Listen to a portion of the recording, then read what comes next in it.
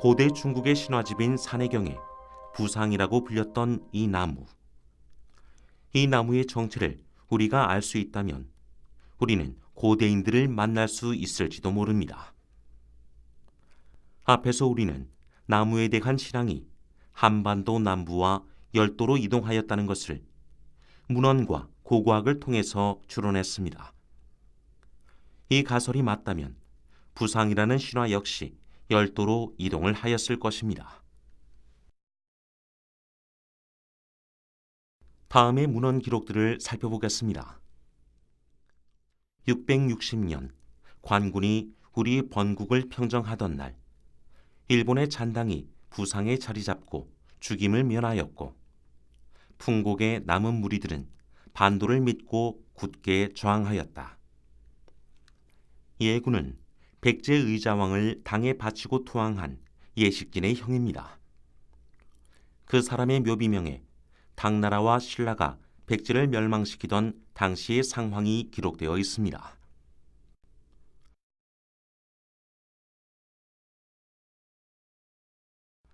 일본이라는 국호가 공식적으로 사용된 것은 신라 삼국 통일 이후 외인들이 외라는 이름을 부끄러워하여 일본으로 국호를 바꿨다는 것이 삼국사기와 구당서 기록입니다.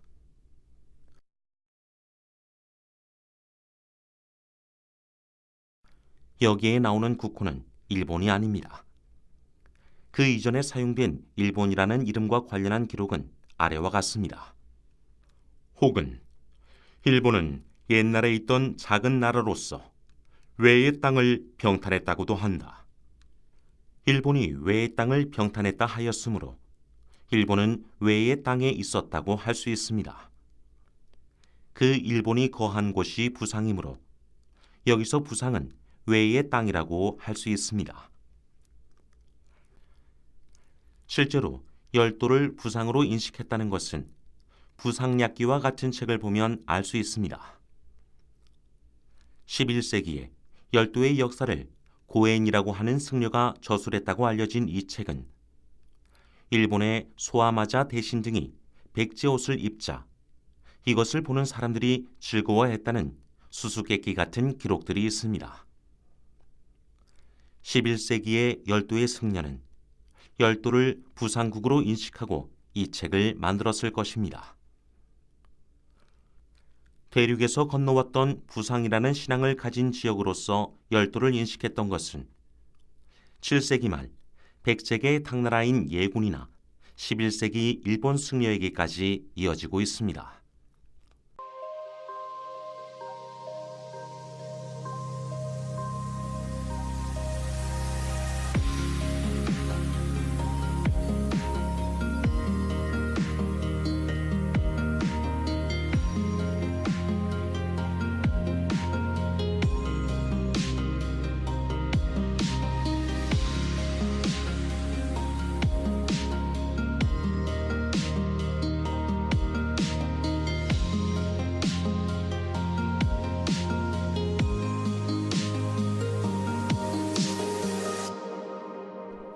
이 부상에 대한 신앙이 대륙 한반도에서 온 것이므로 결국 고조선과 관련지어서 생각할 수밖에 없습니다. 이것을 또 다른 부상에 대한 기록으로 검증해 봅니다.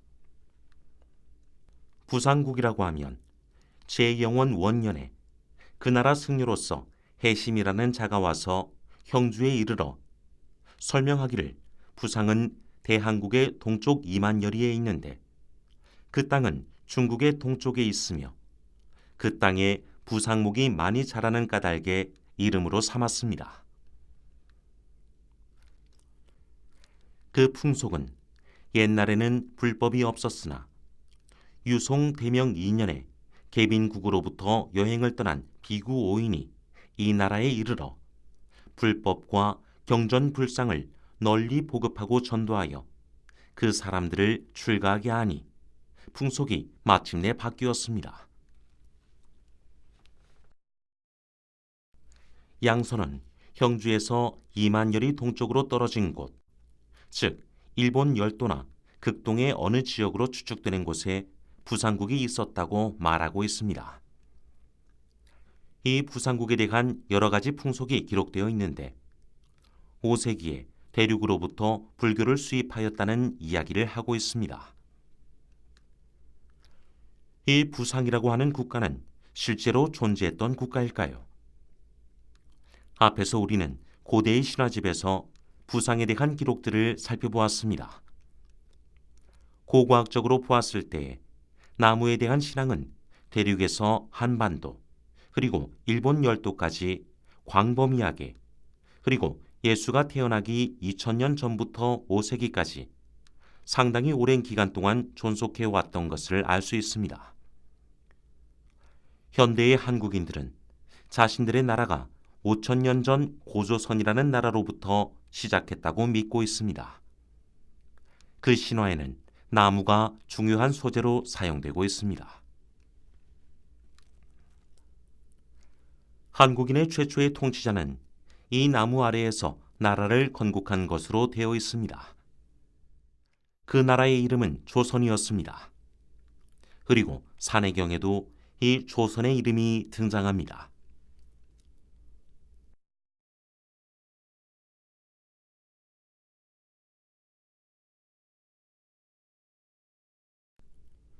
현재 한국에서는 이 이야기가 역사적 사실이다 아니다 논쟁 중에 있습니다.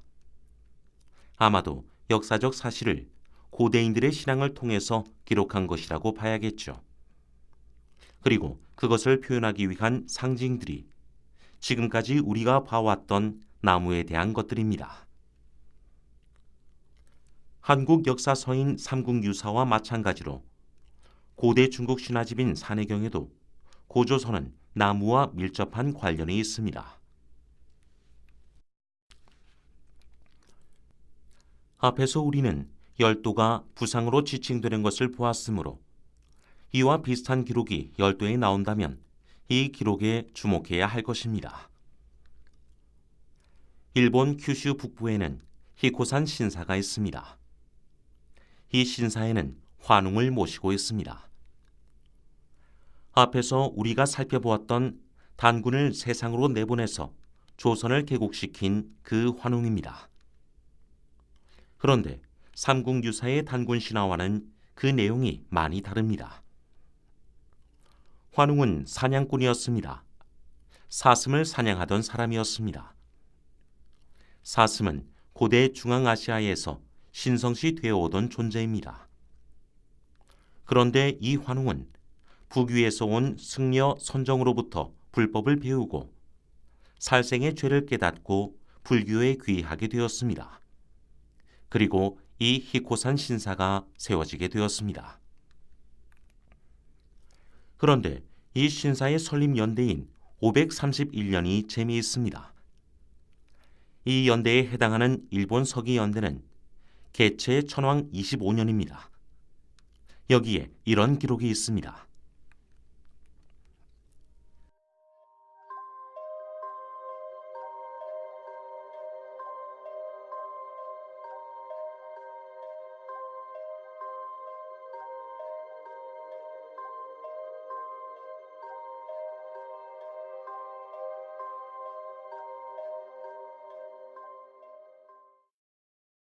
참으로 이상한 기록입니다. 일본의 천황도 죽고 왕자들이 모두 죽었다면 이때 일본은 멸망했어야 합니다. 물론 서기 531년에는 일본이라는 국호는 존재하지 않았을 때이지요. 그리고 그 다음 문장이 안한 천황은 개체 천황의 큰 아들이다라는 문장으로 시작합니다. 일본 서기는 만세 일개, 즉 일본의 천황가는 고대로부터 하나의 혈통이 이어져 내려왔다는 허구적 이데올로기를 선전하기 위해서 만들어진 가공의 역사입니다. 그런데 이 기록은 좀 다른 각도에서 봐야 할 것입니다. 이 531년 전후에서 한반도의 역사책에는 이런 기록이 나옵니다.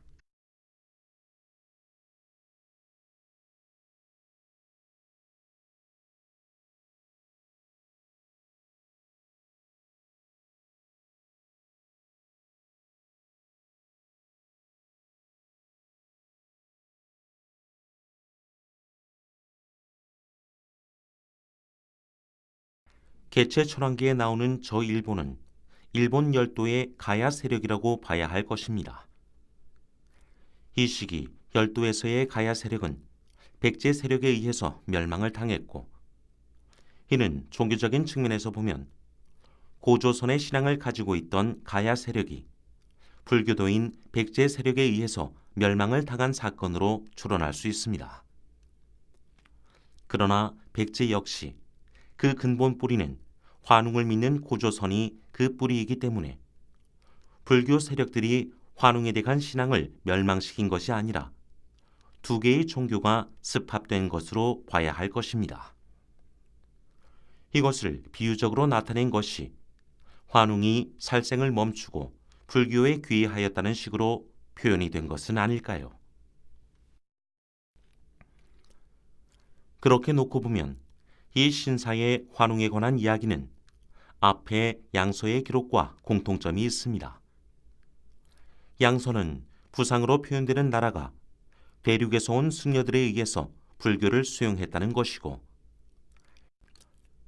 히코산 신사 기록은 환웅 역시 대륙에서 온 승려들에 의해서 불교도로 개종을 했다는 것입니다. 여기에서 우리는 부상으로 표현되는 신앙이 결국 환웅에 대한 신앙이 아닐까 하는 가설을 세울 수가 있는 것입니다.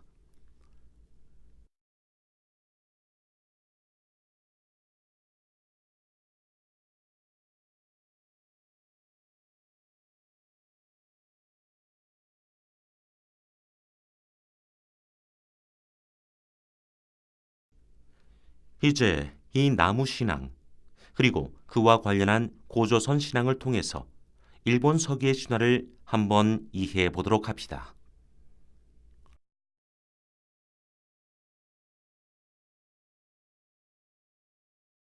앞에서 우리는 이 부상과 관련한 신앙이 고고학적으로는 새 잎사귀의 환두대도로 나타나는 것을 보았습니다.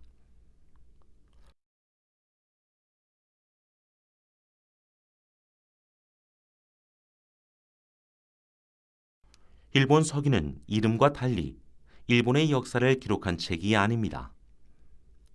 나무 신앙을 가지고 열도를 개척했던 도레인들의 이야기를 일본 고유의 신화와 역사로 변형시킨 책입니다.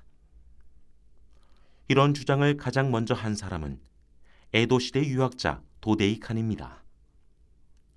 도데이칸은 일본 서기를 제대로 읽으려면 먼저 일본이 한에서 시작된 나라라는 것을 이해해야 하고, 원래 한으로 된 것을 일본으로 바꾸었다는 것을 이해해야 한다라고 이야기하였습니다.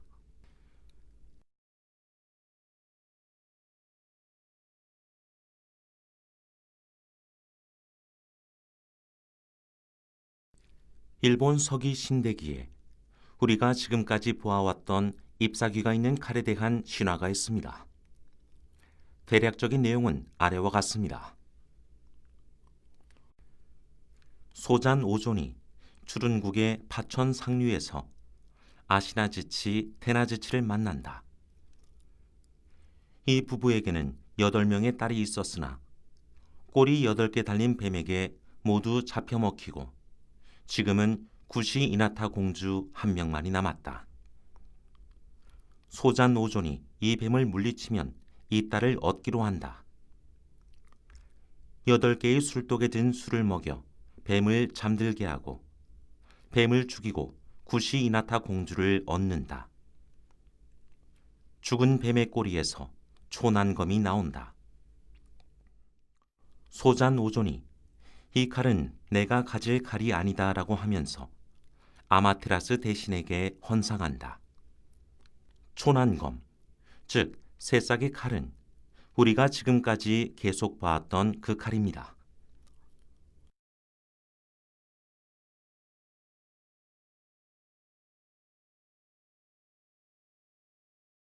도데이칸이 말한 대로 이것을 한국어로 읽어봅니다. 쿠사는 현대 한국어에는 존재하지 않지만 그 이외의 단어, 나기, 찌르기 등은 현대 한국어와 연결이 됩니다. 물론 현대 일본어와도 연결이 됩니다. 아마도 한국어와 일본어가 분리되기 이전의 신화라고 봐야겠죠. 쿠사나기 노찌르기는 나기 찌르기, 즉 새싹의 칼이 됩니다.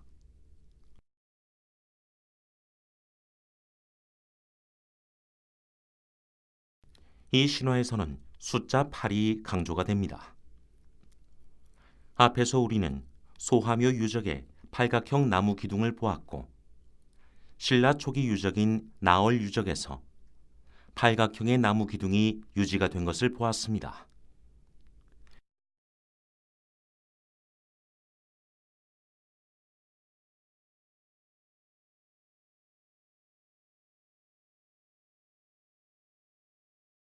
그리고 이 숫자 8은 신라 땅을 옮겨서 만들었다는 이즈모에서 숫자 8이 강조된 형태로 나온 것을 확인하기도 했습니다. 그리고 최근 김해 대성동 고분을 살펴보면 코벨 박사가 주장했던 가야 부여족의 열도 정복설이 확인이 되는데, 파지리크의 삼연문 문양이 라마동의 삼연문 허리띠로 이어지고, 그리고 이것이 김해 대성동으로까지 이어지는 것을 보았습니다. 그리고 이 고분에서는 실제로 숫자 8이 정배열된 형태의 항아리가 나옵니다. 8개의 술독에 담근 술을 뱀에게 먹였다는 이야기와 일치하는군요.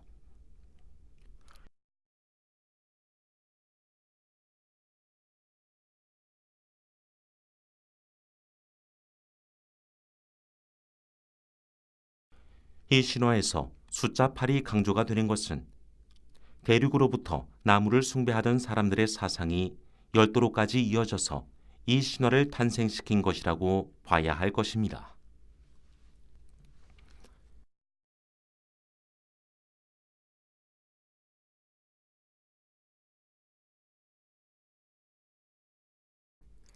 이 신화는 중국 정사인 북사에서 기록한 열도 신라의 기록과 정확한 대비를 이루고 있습니다.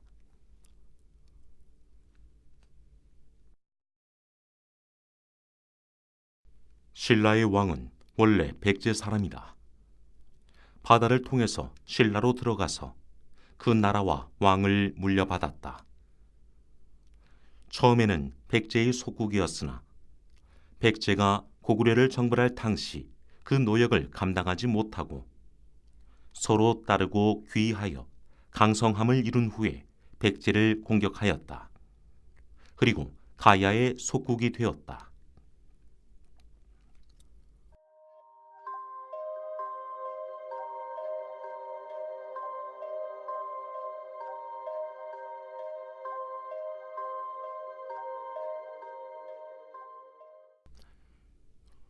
북사의 이 신라 기록은 한반도 신라의 기록이 아닌 일본 열도에 있었던 신라의 기록이라고 생각해야 할 것입니다.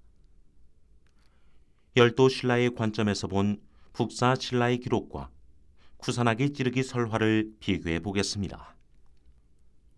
이 북사의 기록은 네 가지로 분해해 볼 수 있습니다. 열도의 신라 땅에 백제인이 들어가서 왕과 나라를 물려받았다는 이야기는 백제인이 일본 열도를 정벌하기 이전에 선주민들이 있었다는 것을 알 수 있습니다.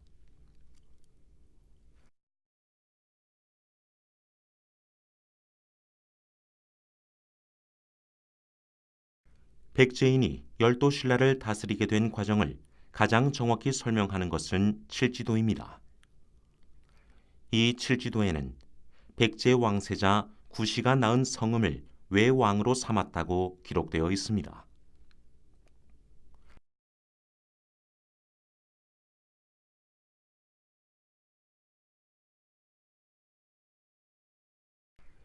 이 백제인이 다스리던 열도 신라는 결국은 가야의 속국이 된 것으로 나옵니다.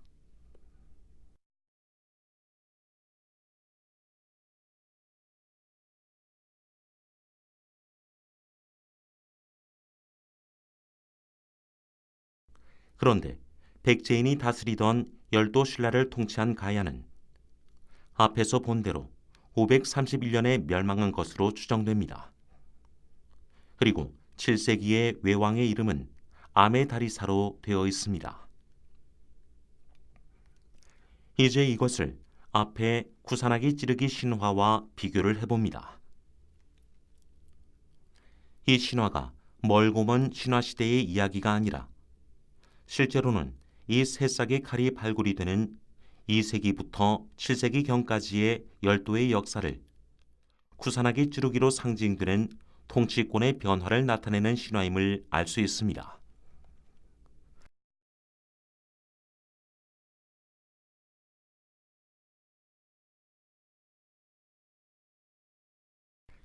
이들은 열도 토착민들이 아니라 대륙으로부터 도래한 세력임을 다시 한번 생각해 보시기를 바랍니다.